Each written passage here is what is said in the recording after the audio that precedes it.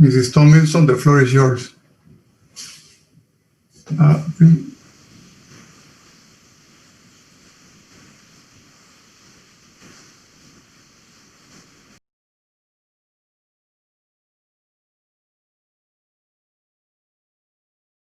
Everyone, and thank you so much for joining us. My name is Janelle Tomlinson, and I'm indeed honored to be moderating this afternoon's event.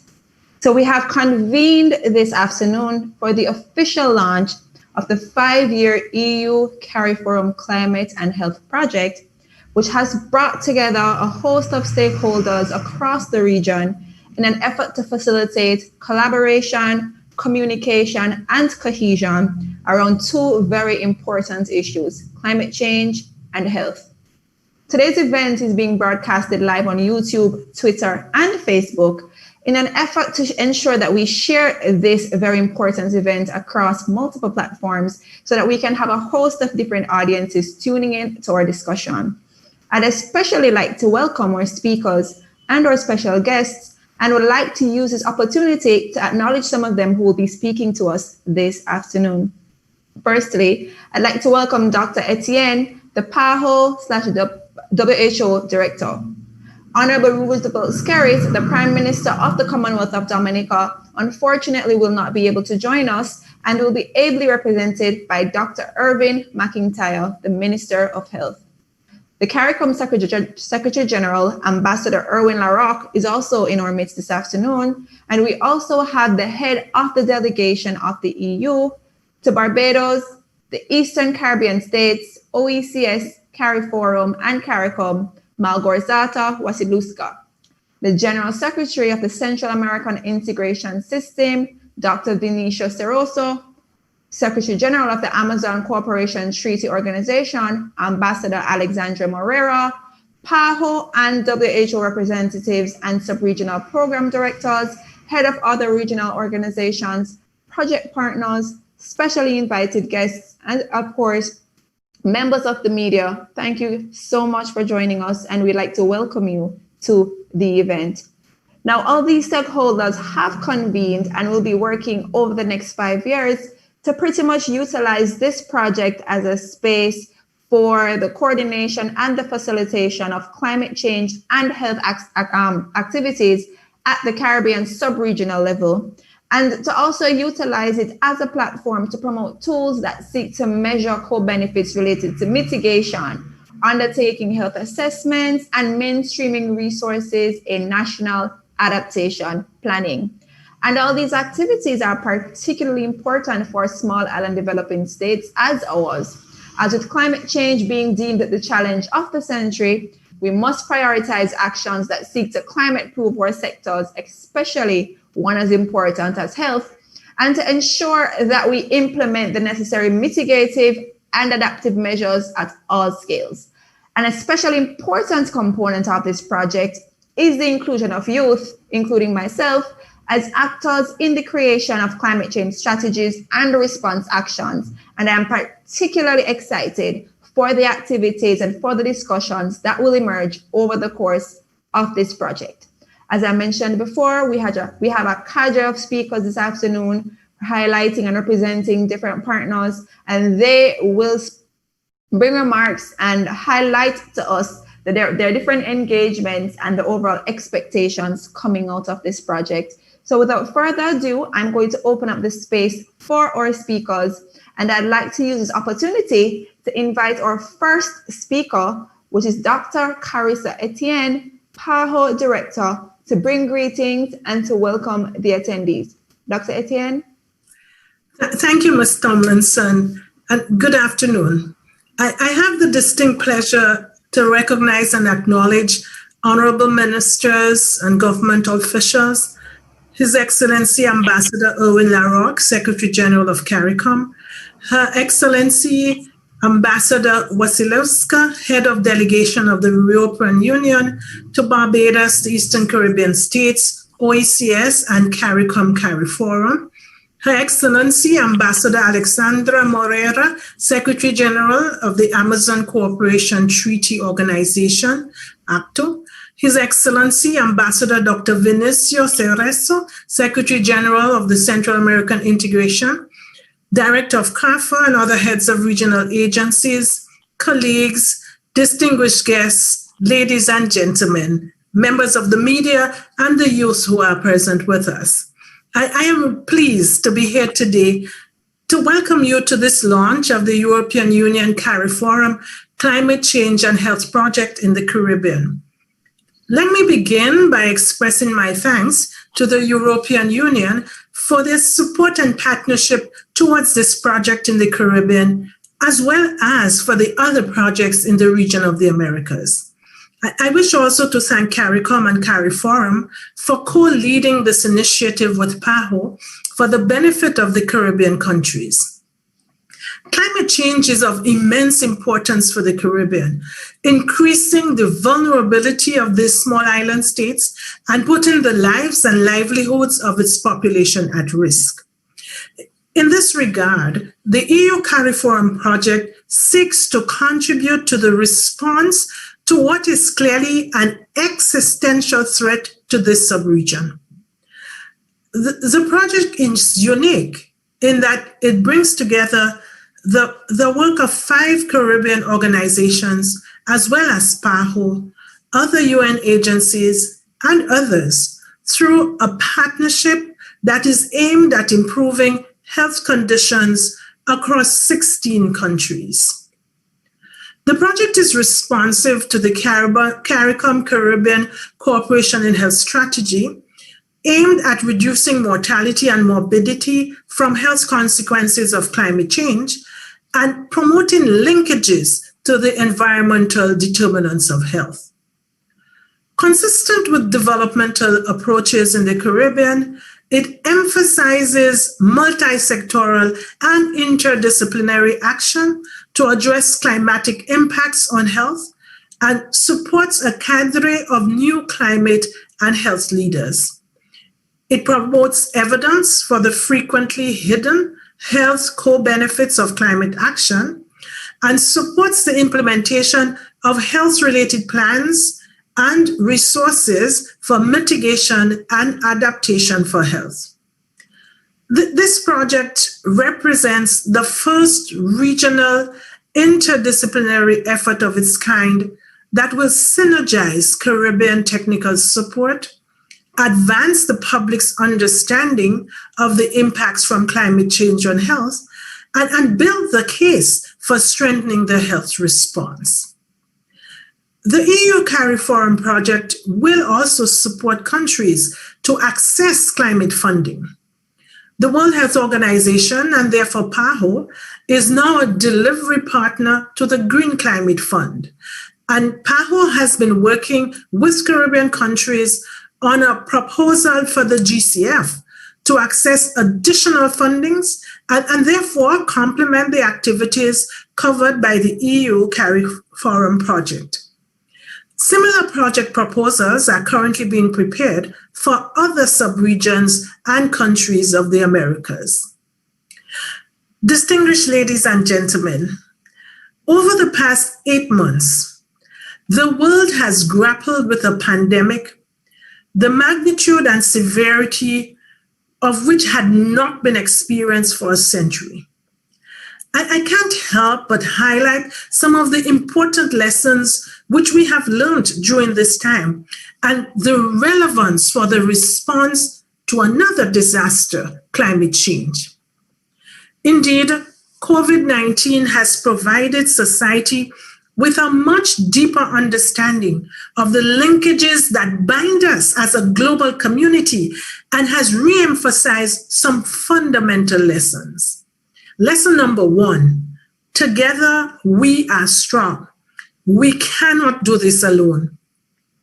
We are at a crucial point in time in the Americas when we must increase our solidarity and intergovernmental collaboration to address these issues that are arguably the health challenges of the century. The Americas must embrace mechanisms for countries to come together around climate change. I'm especially pleased with the partners who are here this afternoon.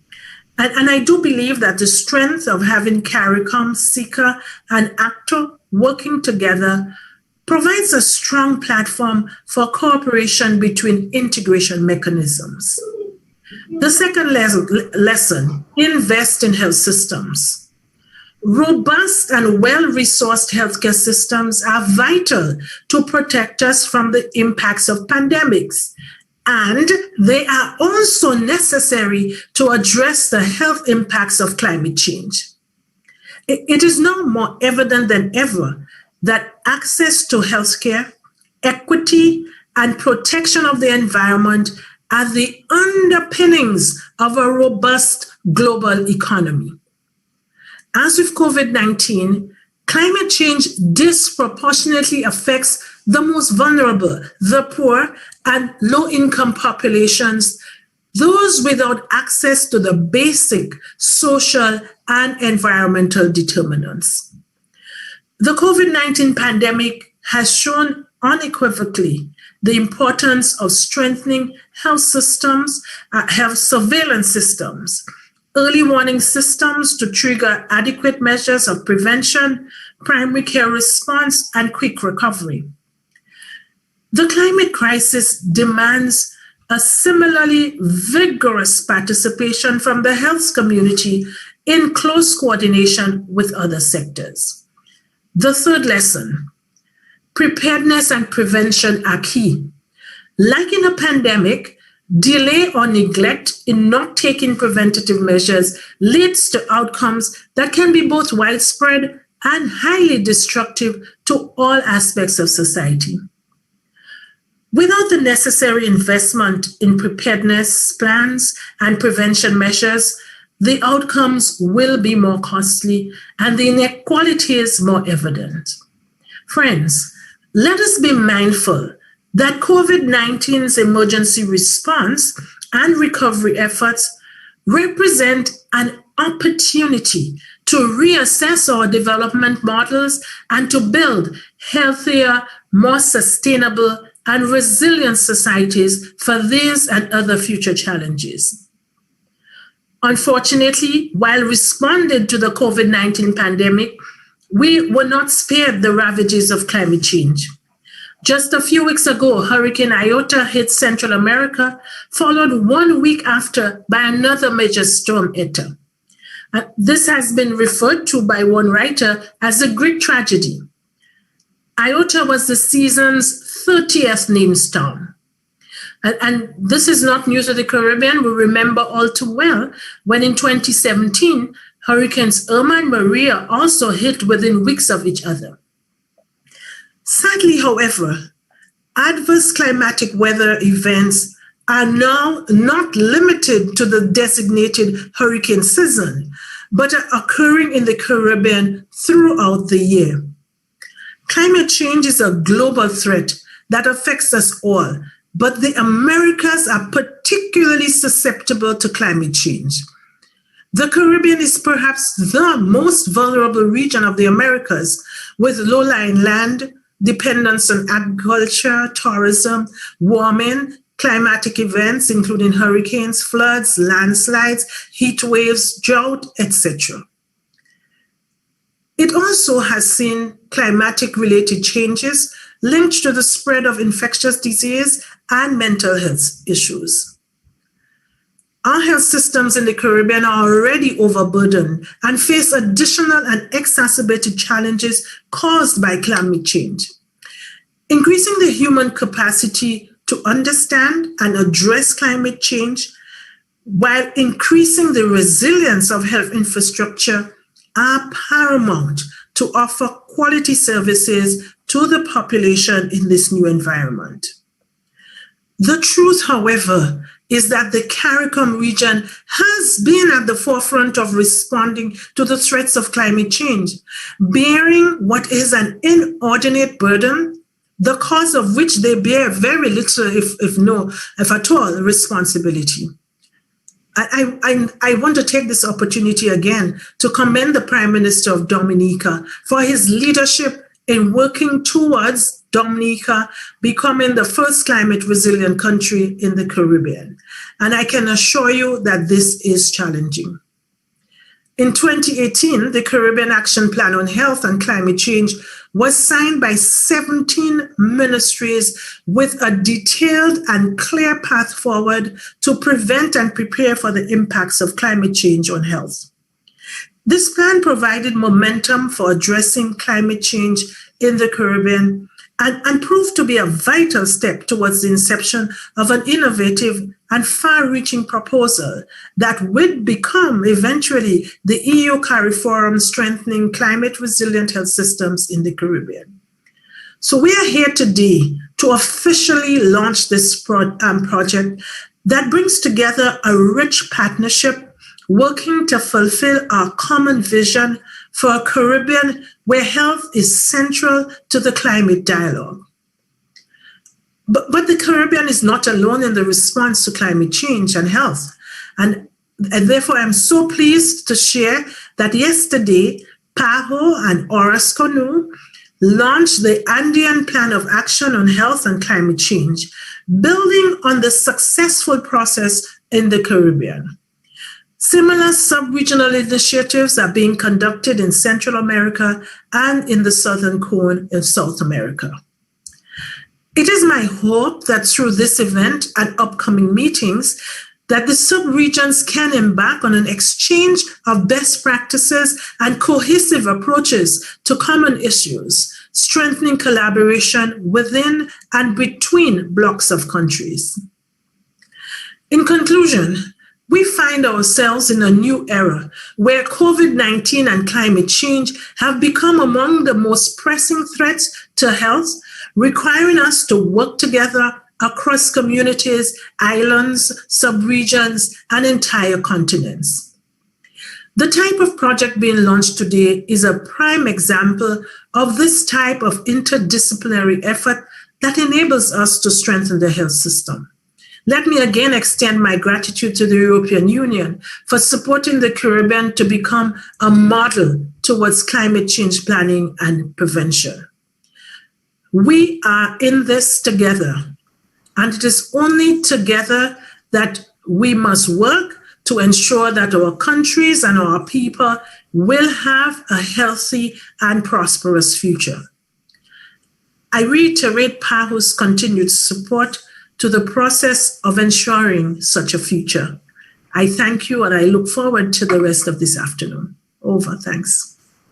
Thank you so much for those words, Dr. Etienne. And kind of just to reiterate some of the key points that you highlighted in your remarks quickly, I appreciate the fact how you started off highlighting climate change and overall vulnerability and how this project will seek to mitigate as best as possible this existential threat of climate change that has emerged and that will continue to impact us primarily as small island states.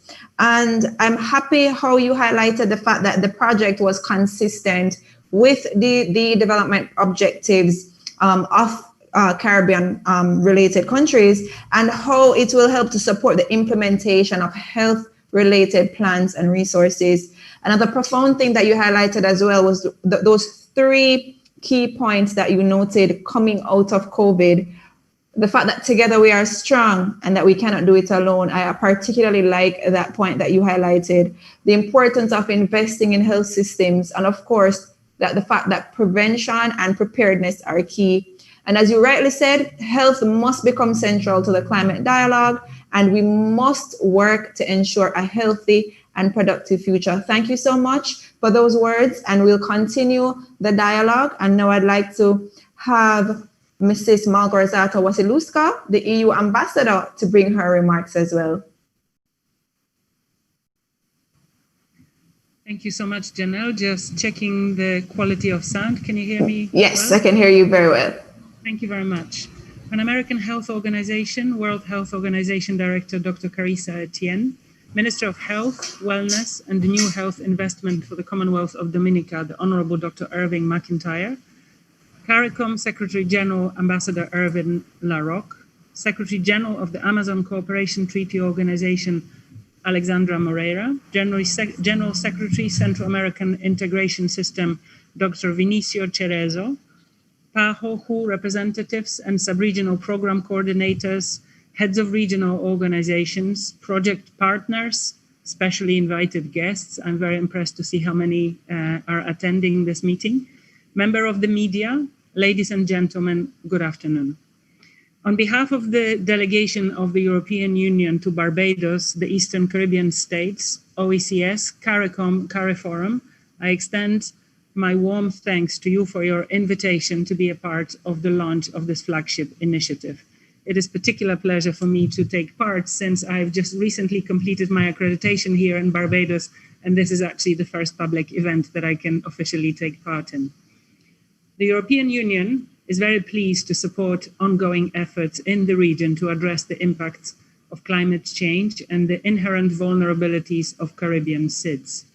We are particularly pleased to collaborate with CARIFORUM and PAHO in the implementation of this action towards addressing climate impacts on public health and healthcare systems and facilitating the integration of climate considerations into planning and development for the sector. This action is timely and relevant as the region emerges from one of the most active hurricane seasons on record while responding to the COVID-19 pandemic. Although most countries were spared the devastating impacts of a large named storm, we recognize the damage caused by floods and landslides from recent extreme rainfall events, and we deeply sympathize with countries like Belize and Haiti, who have been most affected by major climate events during this hurricane season. Having worked for 4 years in the Northern Caribbean from Jamaica, I know very well of the power and devastating impacts of extreme weather events. In fact, at the beginning of this year, before the pandemic started, I had the honor of visiting Abaco and seeing for myself the devastating impact of Dorian in 2019. And I saw this quite a few months after it happened, and it was still a shocking sight to see. So I can only imagine what it was like immediately after it hit. The European Union is keenly aware of how the impacts of extreme weather and a changing climate affect the social and environmental determinants of health. We also know how such events can affect health infrastructure and national and regional capacities, and as such can undermine the significant progress seen in the region. The ongoing pandemic has exposed the vulnerabilities in healthcare systems around the globe, and the unprecedented number of storm systems in the 2020 Atlantic hurricane season has highlighted the intersect between health and climate and reminded us that these compounded vulnerabilities require our immediate attention. Not to mention the fact that I think we're really ready for 2020 to be over. The sooner, the better. As such, we are heartened by the robust and concrete steps under this program, which support a multidisciplinary approach, seeks to build an understanding of the nexus between climate change and health, and facilitates meaningful collaboration between key regional entities to strengthen the health systems in the Caribbean. The European Union is privileged to continue our partnership with an esteemed group of regional agencies that builds on a diverse portfolio of programs to support advancement in the health and climate sectors. These include the recently launched Health Strengthening Program to be implemented by the Caribbean Public Health Agency that supports efforts to combat mosquito-borne diseases. Additionally, we have also been able to support an agreement between CARFA and the Pan American Health Organization to support member states' participation in the highly needed COVAX facility to provide access to COVID-19 vaccines when they become available.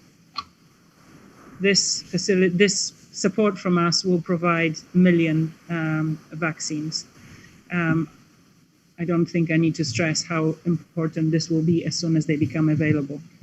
From supporting the construction or refurbishment of health facilities in OECS countries and assisting many countries in the acquisition of necessary medical supplies and equipment to the various climate-focused initiatives and disaster recovery programs, the European Union remains committed to supporting the steps towards sustainable and resilient development in the region.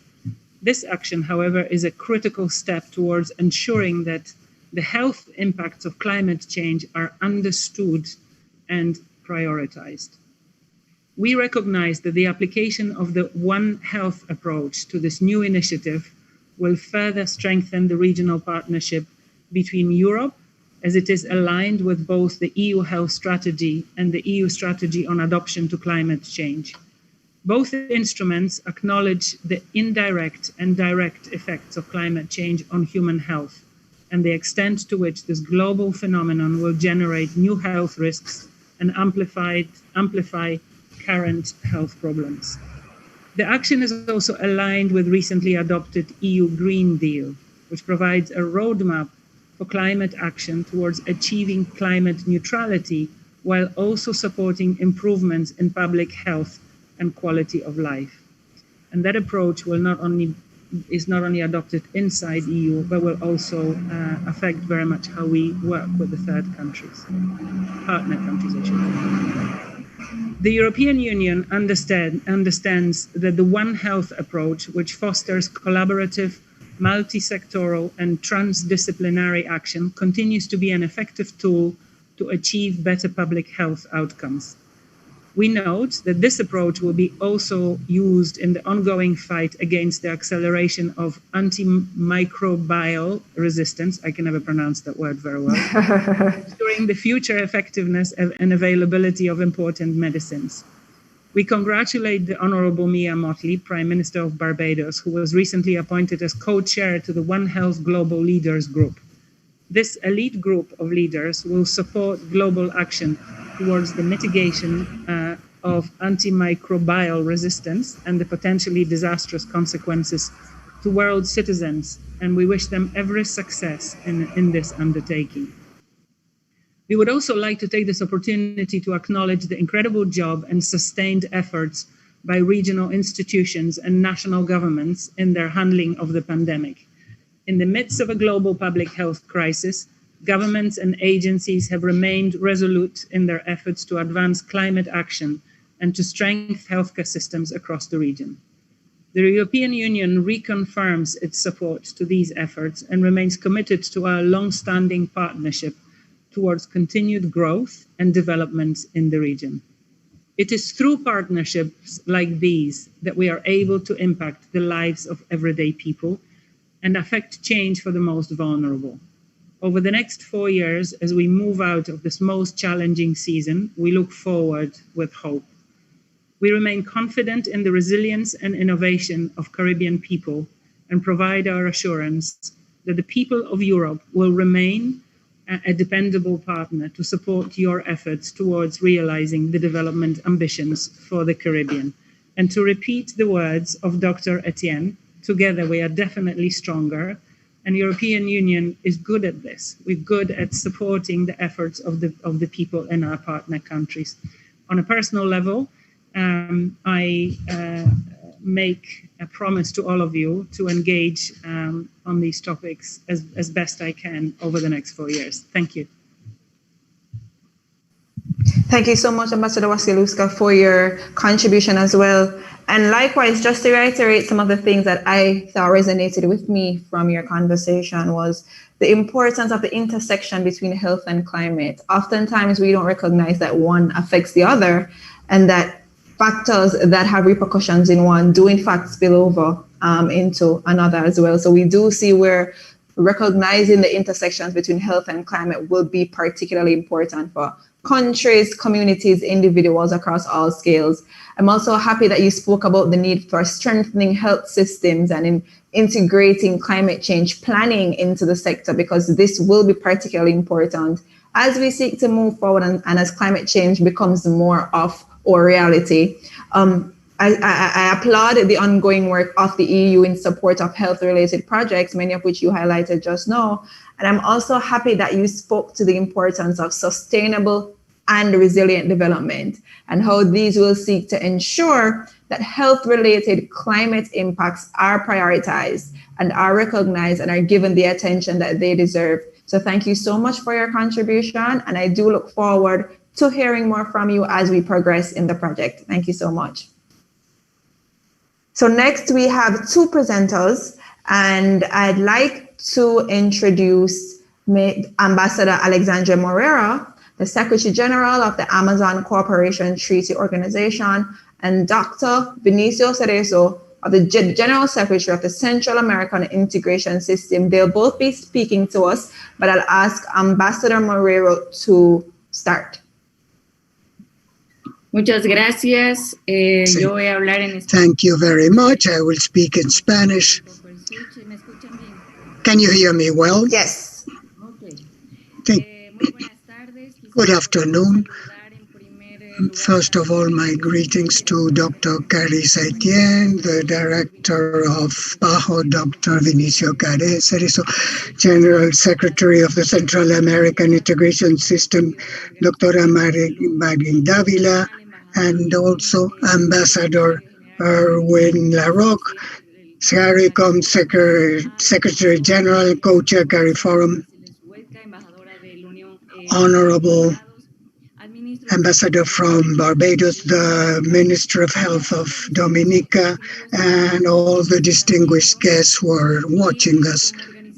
And as the ACTO, we thank you very much for the invitation to the launch of this important and pertinent initiative, and congratulate you wholeheartedly for this big effort in this important program. I will refer to, there are 13 guidelines of why climate change and health are priorities in the organization, at the UN and in South America.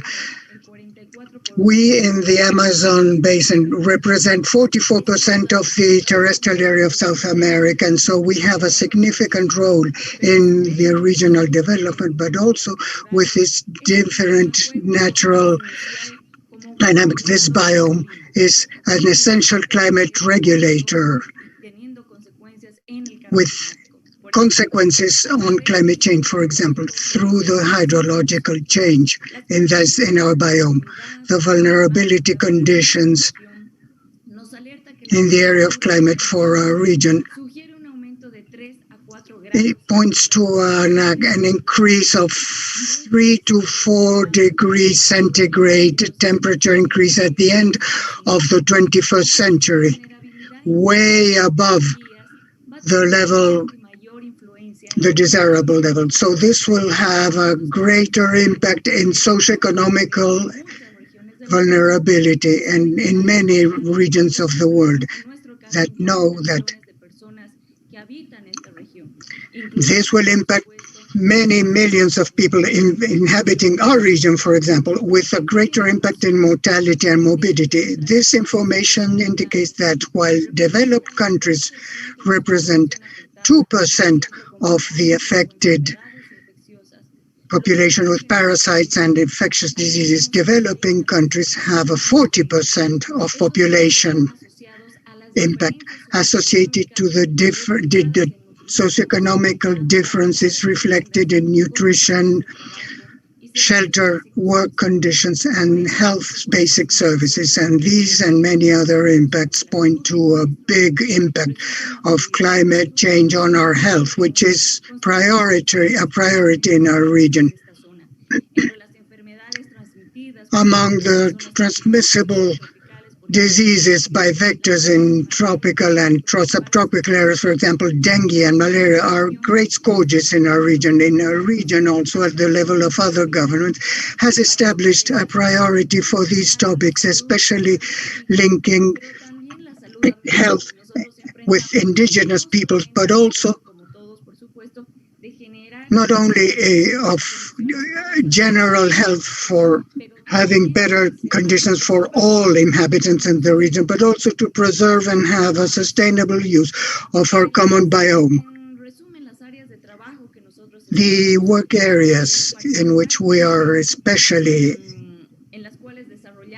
active is precisely the regional management of health and indigenous peoples.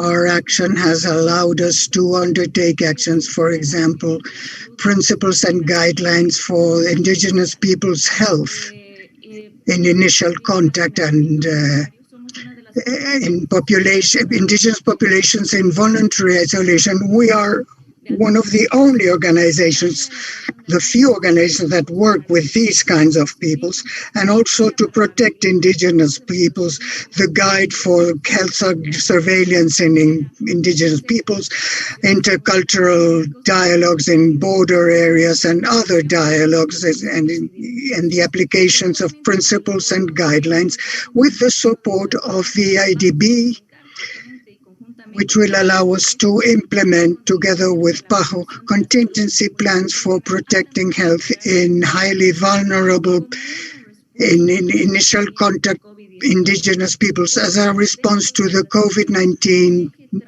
pandemic and a cross-cutting axis also in our region. So all our work leads us to always take into account climate change. What will this important project allow us to make? Territorial reports about the health situation of indigenous peoples, emphasizing border areas, health contingency plans for these populations, the coordination of regional border actions. One of the most important topics, given the mobility and the situation of populations that identify in these border areas, and the strengthening of early warning systems for indigenous peoples. As to ideas and opportunities to collaborate or integrate or cooperate in the health and climate change initiatives in the Caribbean and Central and South America. Both regions suffer extreme events with multiple impacts.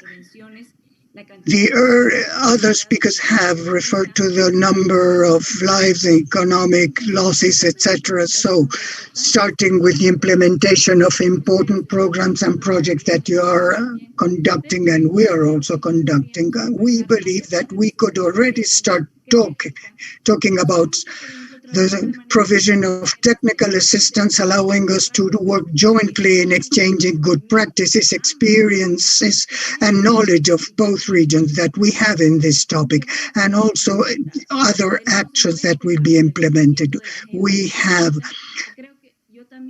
before us Agenda 2030, and the more joint efforts we implement, the more opportunities we will have to meet this agenda. As a result, we could know our vulnerability levels and different sub-regional, national, and local levels, and also the identification of key risks, and especially our response capabilities. That, for me, this is a basic tool to face these adverse effects. The possible cooperation and convergence agenda between our regions has the hallmark of political goodwill, and in the Amazon region, we are ready to work jointly in this respect. Thanks, and once more, thank you very much for the invitation, and count on our region to work jointly. Thank you very much.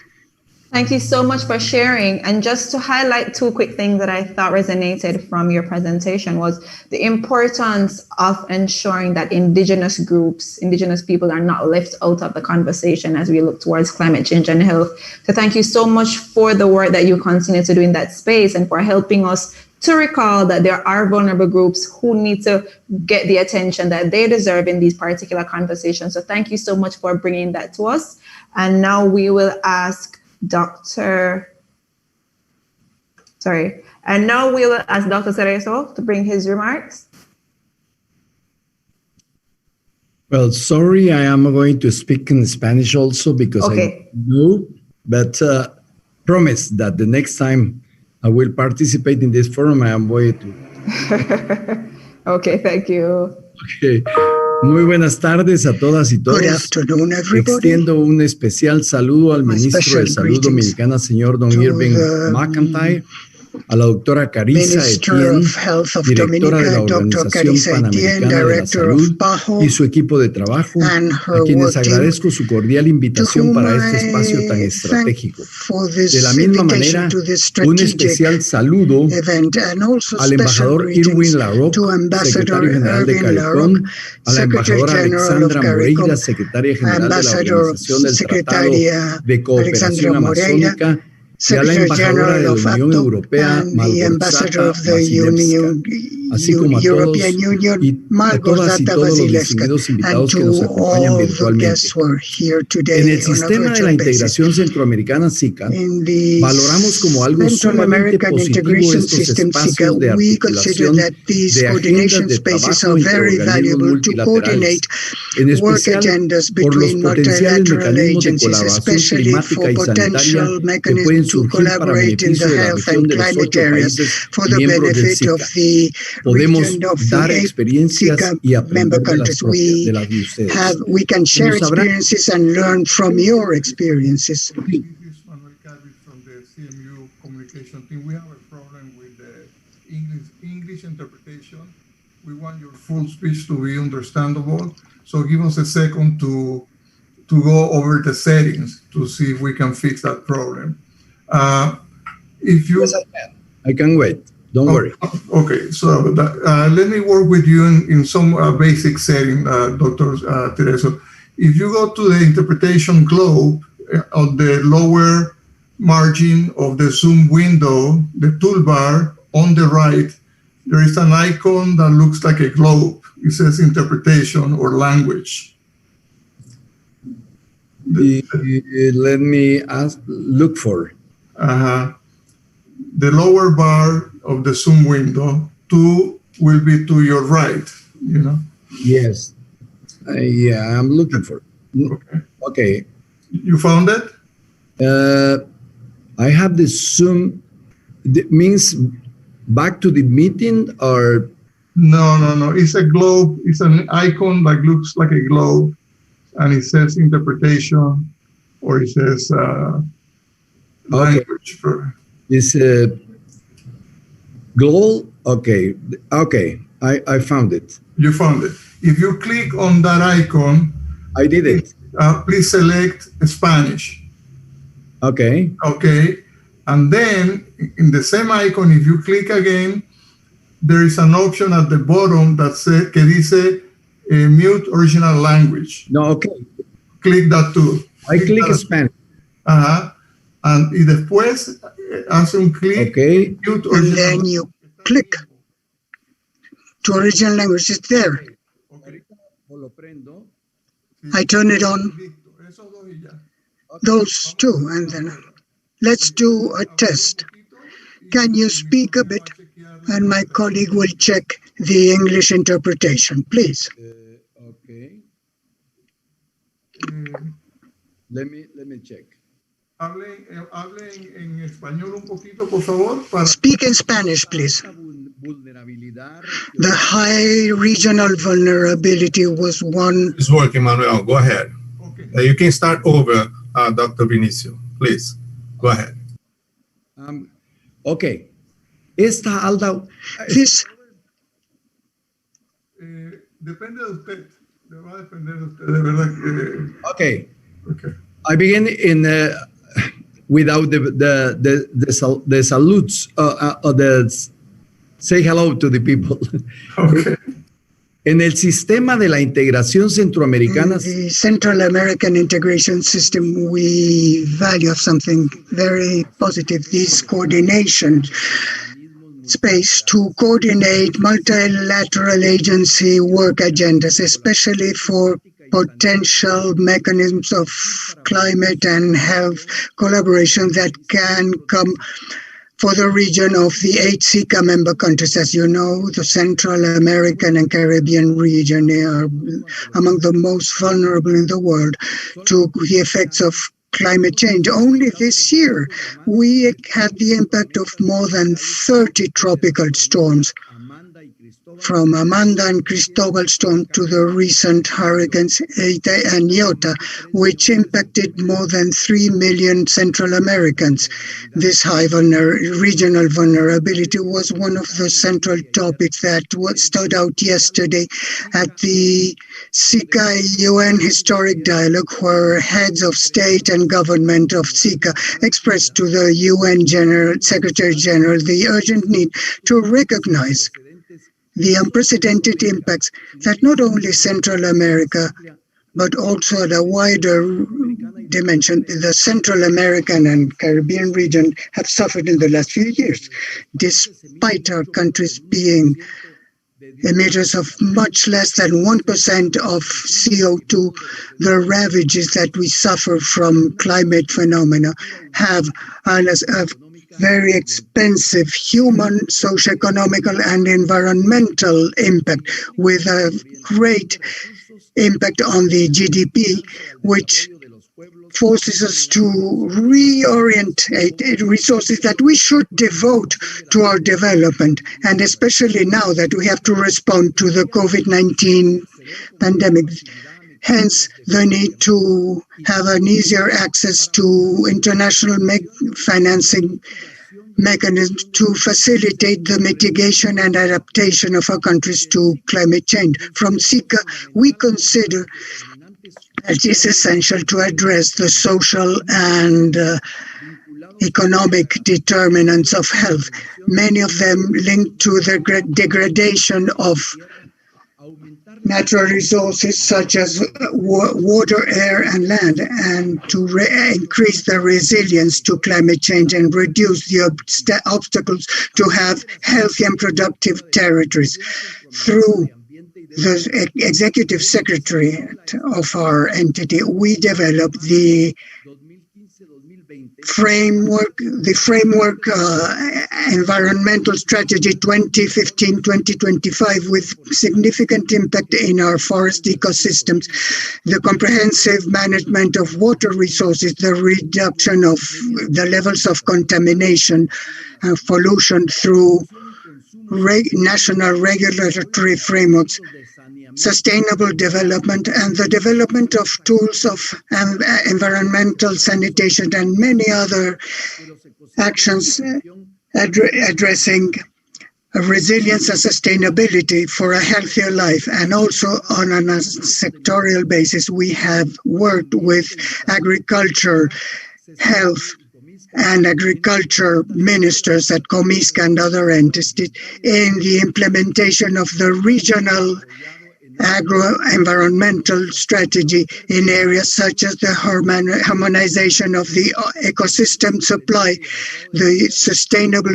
and adequate use of land, adaptation processes to mitigate climate change, and then a smart management of environmentally healthy business and areas for healthy lives. All of these tools are possible thanks to the extraordinary asset that is the SICA as an integration and strategic tool for the future of our countries and the whole region. If we work together, I know that we will be able to ensure the health of our population through the access to a better water of sources of water, the reduction of toxic waste, the reduction of air pollution, and now from electronic and nanoparticles in the air, microplastics and chemicals that have a direct impact on health.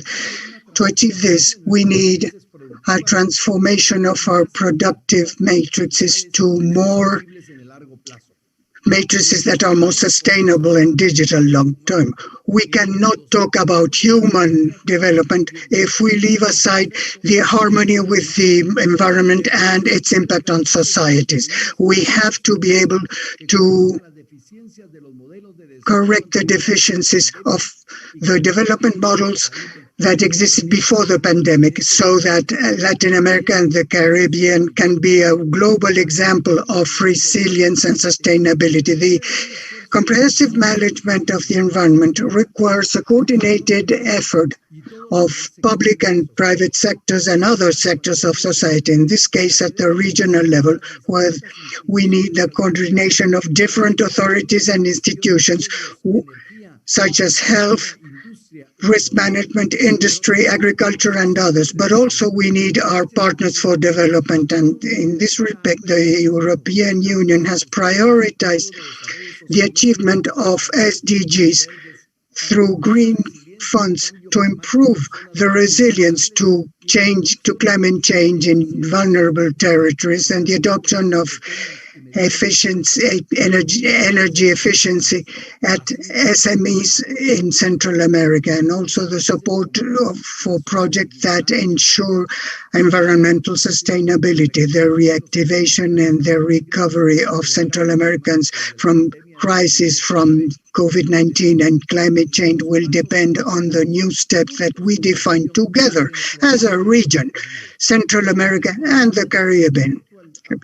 The recognition of the contribution to development from different entities and regional integration initiatives is seminal for these purposes. We are privileging the highest political dialogue, because only then we will be able to translate our ideas into reality. We are available to you to develop joint work agendas with other regional integration mechanisms such as CARICOM, with whom we have already had a safety work agenda, and recently we have shared progress in our contingency plan to face coronavirus. And likewise, the regional coordination that we can do between SICA and ACTO will generate interesting visions to develop projects and initiatives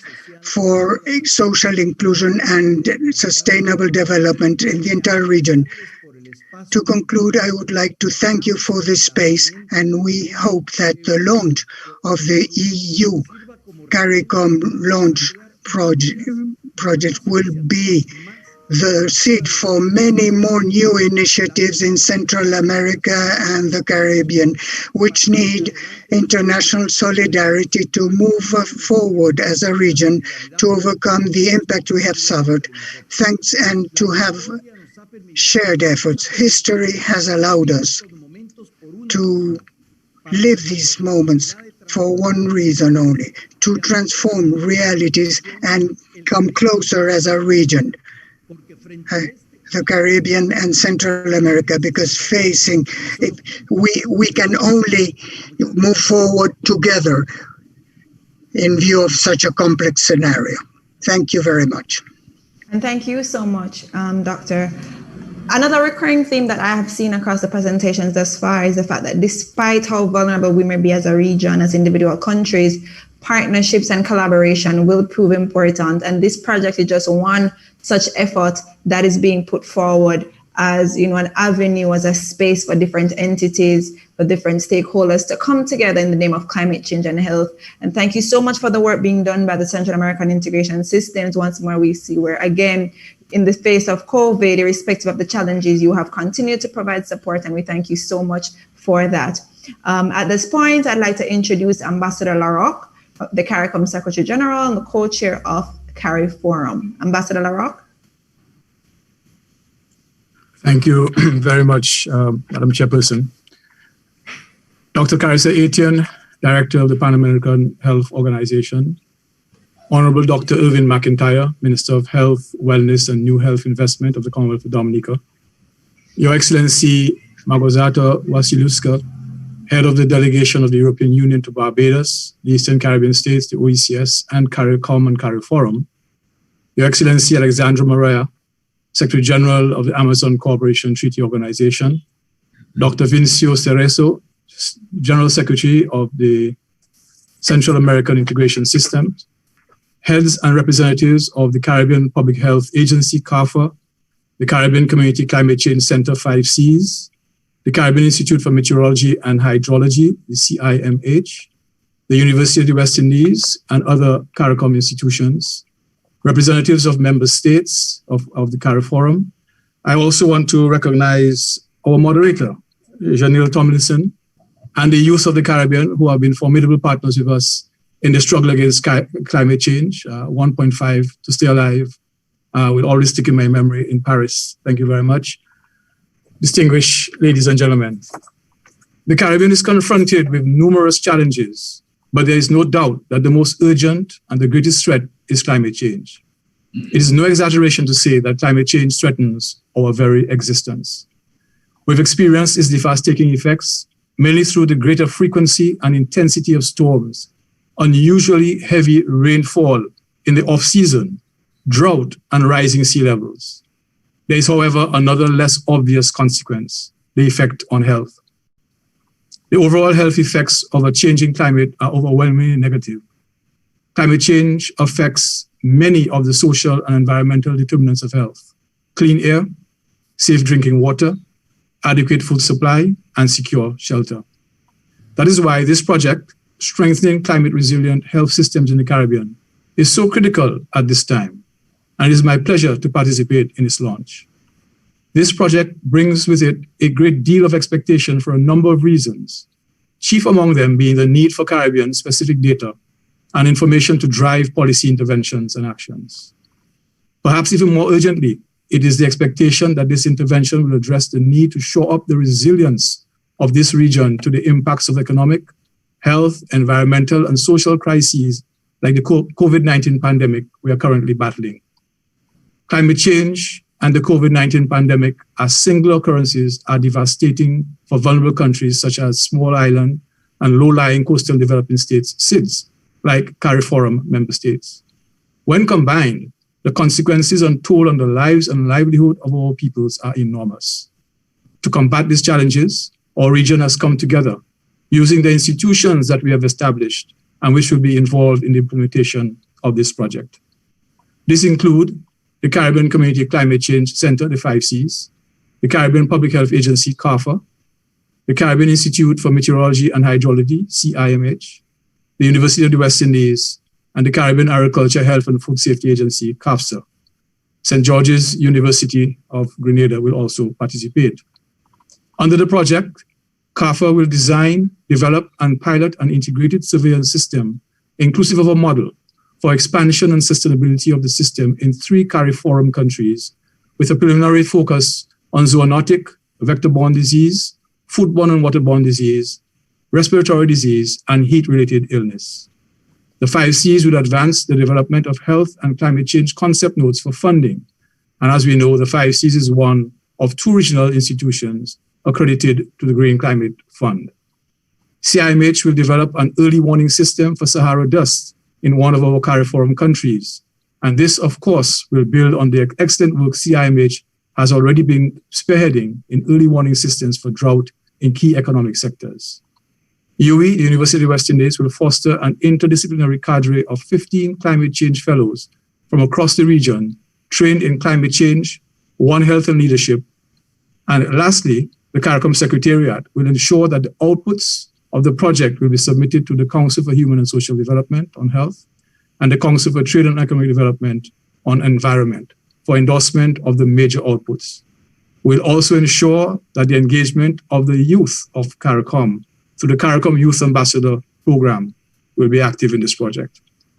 The Pan American Health Organization, which played the leading role in negotiating for the funds for the project, is the implementing agency with overall responsibility for coordinating the work. An important element of this project is the provision made for special assistance of 1.3 million euro to be given directly to Haiti in its efforts to address the COVID-19 pandemic. This aspect will also be managed by PAHO.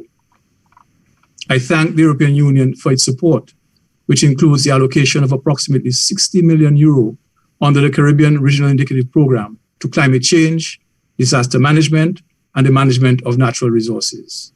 The Caribbean collectively decided to allocate at least 7 million euro to the program, which is being launched here today. Excellencies, ladies and gentlemen, at the recent launch of the State of the Caribbean Climate Report, Professor Michael Taylor, the director of the UWI Climate Studies Group, made the observation that climate change is rendering our development pillars unreliable and will make our development goals unattainable. This is an unfortunate reality, not only for our region, but for all SIDS. According to the World Health Organization, all populations will be affected by climate change, but some are more vulnerable than others. People living in SIDS are particularly vulnerable. Children, in particular children living in poor countries, are among the most vulnerable to the resulting health risks and will be exposed longer to the health consequences. The health effects are also expected to be more severe for elderly people and people with infirmities or pre-existing medical conditions. The WHO says that between 2030 and 2050, climate change is expected to cause approximately 250,000 additional deaths per year from malnutrition, malaria, diarrhea, and heat stress. The direct damage cost to health is estimated to be between $2 to $4 billion per year by 2030. Tellingly, areas with weak health infrastructure, mostly in developing countries, will be the least able to cope without assistance to prepare and respond. It is therefore critical that our member states have access to concessional development financing based on a universal vulnerability index. Within our region, the impact has the potential not only to affect the quality and delivery capacity of health services, but also affects other development factors, such as labor productivity, and more importantly, the overall health and well-being of our citizens. Extreme high air temperatures contribute directly to deaths from cardiovascular and respiratory disease, particularly among elderly people. Pollen and other airborne allergies levels are also higher in extreme heat. The impact on respiratory conditions is seen every year as the region braces for the influx of Sahara dust, a phenomenon propelled by the effects of global climate change and land degradation and desertification. The increased incidences of drought we expect to see as a result of climate change can also compromise sanitation services critical to COVID-19 containment measures and other health measures. With respect to agriculture production, expected food shortages and loss of jobs, and by extent, purchasing power will definitely have an impact on cardiovascular and other non-communicable diseases as it relates to diet.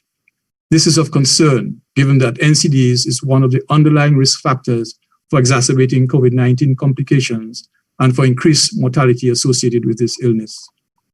Increasingly, variable rainfall patterns are likely to affect the supply of fresh water.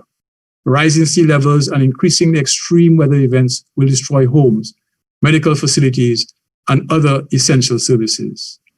We have experienced that too often over the past 5 to 6 years, and I've had to visit too many disaster areas over the past 5 to 6 years by the various hurricanes. Almost all our economic activities and most of our housing stock are close to the sea. We will therefore have to grapple with the very real challenge of addressing the mental health implications of coping with property damage, displacement, loss of economic livelihood, and deterioration in sanitation and hygiene standards in the aftermath of tropical cyclones of increasing frequency and intensity. These cumulative impacts, colleagues, create additional challenges to already embattled SIDS health systems. The need, therefore, to strengthen health infrastructure and critical supply chains will require significant investments from CARIFORUM states to allow our health system to deliver quality services, especially during emergency situations. These concerns served as the impetus for the Caribbean Action Plan on Health and Climate Change, signed in Grenada by Ministers of Health in 2018. And this event, for which we are gathered this afternoon, is a direct response to the 2018 Action Plan. I am pleased that the design of the project, which draws on the Pan American Health Organization One Health approach, is in accordance with the Caribbean Cooperation in Health Phase 4 framework. Implementation of the project will also assist in the realization of the Sustainable Development Goals, particularly SDG 3, which speaks to ensuring healthy lives and promoting well-being for all at all ages. While we have made significant strides regionally with our institutions doing excellent work, strong partnerships remain a lifeline in addressing our challenges. In this regard, the European Union and PAHO have been steadfast partners in many of the development pursuits of the region. And I join also in welcoming SICA and the Amazon partnership as well. I look forward to the outcome that will flow from this project, since it will allow us to improve our overall resilience and advocacy. I thank you. Thank you so much, Ambassador, for highlighting a lot of those themes that our other presenters would have highlighted as well. And I'm particularly happy that you highlighted the Ambassador program, where there'll be a cohort of young persons who will be trained to address these issues, because we're key stakeholders in the climate change arena. We're the ones who will be inheriting a lot of the impacts as we progress into the future. So being able to provide the requisite skills and assets that will be needed to tackle some of these issues, that's very important. And I'm also happy that CARIFORUM is such a key partner and key stakeholder in the process pushing this forward. So thank you so much for the efforts. Thank you so much for the continued work being done. And our final presentation comes to us from Dominica. And as I had mentioned before, Prime Minister Skerrit is unable to join, and he regrets being able to join us this afternoon. But we will have Dr. Irvin McIntyre by video, who will provide remarks on behalf of the government of Dominica. So we look forward to hearing from them. And I will now hand over to the technical person who will play the video on their behalf.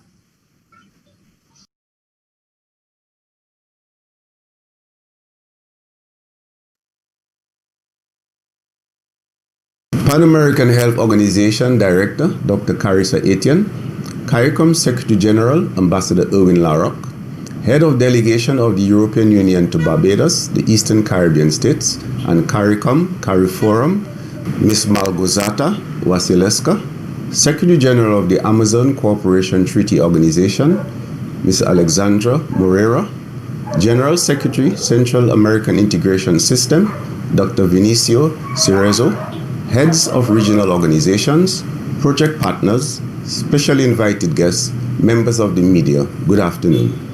It's my pleasure and honor to provide remarks at the launch of the European Union CARIFORUM project on climate change and health. This topic is of critical importance to the Caribbean and also to the Commonwealth of Dominica, as we aim to become the world's first climate resilient nation by 2030.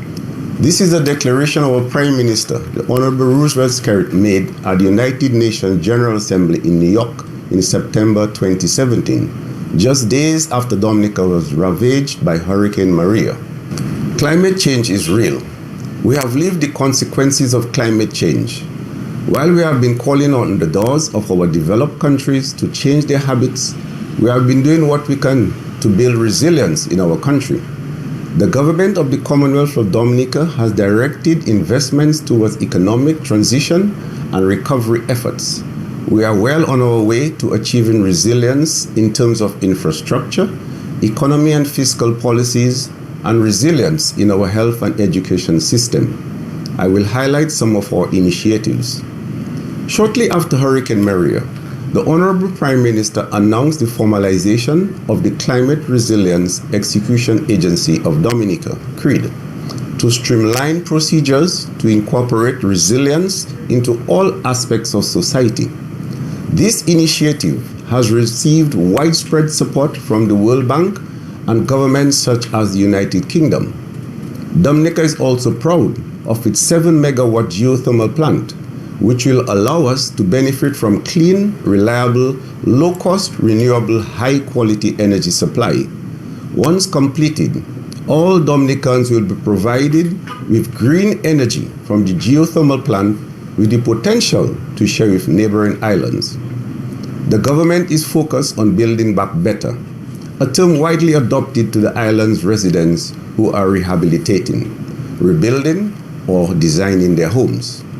Through the Build Back Better initiative, entire dislocated communities have been offered free modern homes, newly built in safer areas and able to withstand the harshest weather conditions. This unprecedented housing revolution program comprises 5,000 units across the island for families that are affected by Hurricane Maria and Tropical Storm Erika. Dominica's plastic ban came into effect on the 1st of January 2019. We are proud that National Geographic described it as one of the world's most comprehensive plastic bans. The government provided all households on the island with jute and cotton bags to use as sustainable alternatives to plastic. We also banned styrofoam materials in our country. The Go Green Dominica initiative also applies a 0% import duty on authenticated biodegradable products and reusable shopping bags.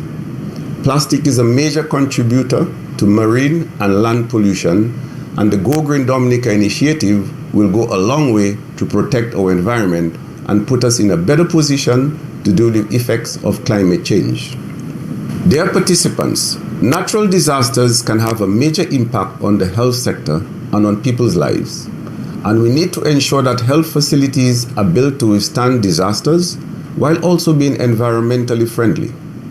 Dominica was one of the countries to receive support for the Smart Hospital program funded through the Foreign, Commonwealth and Development Office, formerly DFID, and PAHO-led. As a result, Dominica has moved forward a roadmap for risk reduction investment as well as green measures in hospitals. Smart standards were implemented in selective health facilities, and national capacity has been improved for health workers and users to manage and understand the value of these facilities. Dominica is now applying this smart model to other vital sectors such as education. PAHO and other partners' dedication to the issue of climate change and health over the past decade resulted in the development of a succinct and powerful plan for the Caribbean. This Caribbean Action Plan on Health and Climate Change was signed in 2018 with buy-in from 17 countries in the Caribbean and detailed a clear path for countries to take in order to prevent and prepare for the impacts of health. This plan provided momentum for addressing climate change in the Caribbean and proved to be a vital step towards the inception on an innovative and far-reaching proposal that would become the EU CARIFORUM Strengthening Climate Resilient Health Systems in the Caribbean. We thank the European Union for its contribution as a leader on climate action. Dominica is pleased to be here today in order to launch this project. Being a small island developing state, Dominica is highly exposed to multiple marine and land-based hazards that directly and indirectly influence human health. This presents a significant challenge for our sustainable development.